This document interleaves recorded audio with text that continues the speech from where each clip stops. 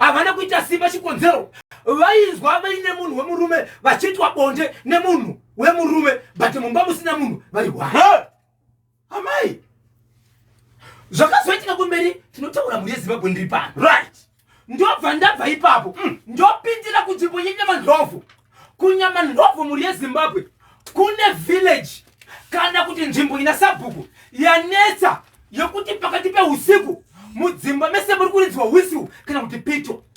maririro inoita mumwe nomwe anonzwa kuti yarira mumba mangu but mumba muri kurira pito mumba mune vana vadiki 5 years zvichitsika pasi hapana munhu ari kuonekwa achiridza pito nguva inoridzwa pito vana vese vanoita simba rokuda kuvhura dhoo kana risina kubvara zvakanaka vari kubuda panze pakatomboita vana vaviri vakashayikwa vakazoonekwa after 2 days but vana ava vachionekwa njere dzavachete zvakanaka ndiani anenge aridza pito zvacho zvakaitika imomo izvozvo ndo zvaita kuti ndoyene nyaya panapa ndichikuudzai mhuri yezimbabwe kuti chii chiri kuitika ndopinda mukati meguta reharare dzenoroshovoribhindefo vakachiwemba kemenekeyasha hati airi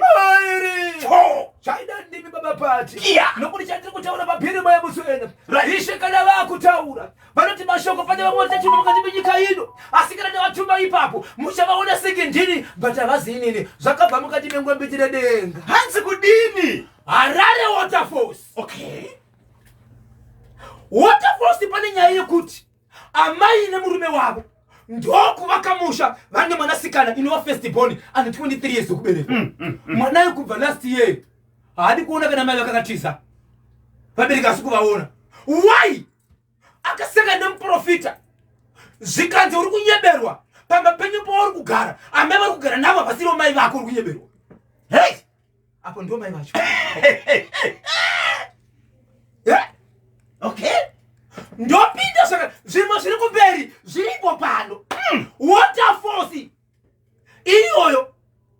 vanhu vari kurwadziwa nezviri kuitika mwana achiti uri kuona vabereki vake asi amai ndovabudisei taurai neni ndiri muroora mumusha mananga ndiri ndo mimba yangu yekutanga vamwe nevamwe vanozviziva hama dzemurume dzinozviziva mabirth certificate aya makadhi ekuclinic aya asi mwana ari kuprofita kuti asi baba vemwana vakaenda kumuprofita zvikanzi ndiri kurevesei baba imi musana zvokutama neni udzai mwana kuna mai vake hei saka muprofita ari kuti amai vemwana vari kupi ameno saka ikuzvinhu zvatopesana amai nevana vachasangana ndobva ipapo mukati meguta reharare maita security company inoti after 3 months ndopa inogona kuzobudisa kana $20 kupa munhu inoti kumabasa atinokupai kuti kambani yakati ikatishevedza kuti isai magadhi tikaisa imomo hamuzi kubuda mari uyezve pana maneja ari kuti kuvanhu vechikadzi kana uchida kuti mari yako ibude onde pakambani iyoyo izvo zvipatomboita noise so vari kuti kana zvakadai sezvinofanira kuti tiende kupi tinosvika kuti tikakarisira pamwe tarasika mukada kunzwa zvakawanda baba isapo vari kuuya mushure menhau asi muri yezimbabwe iri kunyunyuta kuti makapa musoro wenyaya wekune imwe nzvimbo muzimbabwe yasabhuku vakanorora mudzimai mumwe chete asi ane madzimai anopfuura 5 ari kutora madzimai evana vemunharaunda anenge vafa yes hanzi amada kuzoitaura nyaya iyo aiwa chiriko muri yezimbabwe zvinozvibata zvido zvenyu kunyanya chinouya chikonzero chakagara chauya uye zvekureva kuti nevana vaikoko vanga vakamirira kuti hatichatozivi kuti kuivo vari kufa ava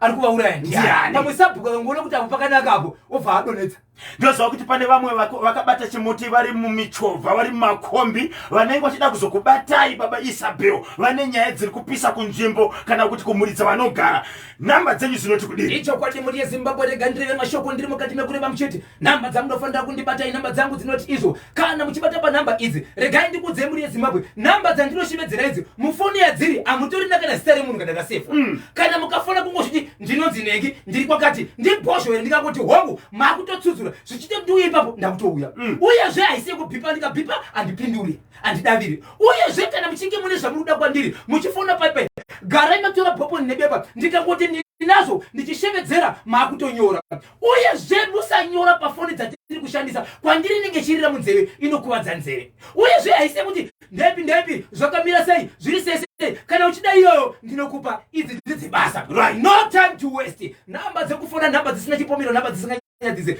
0771 545 025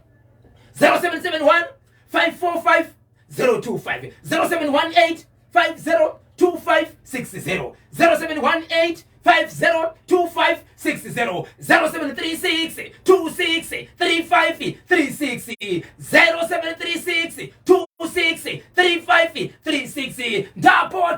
ndapota musabipa. Havasati vapedza vachangotanga rambai makabata chimoti timbotengesa tozonzwa nawu muntu ndiwatonga pabodzi kana nambya.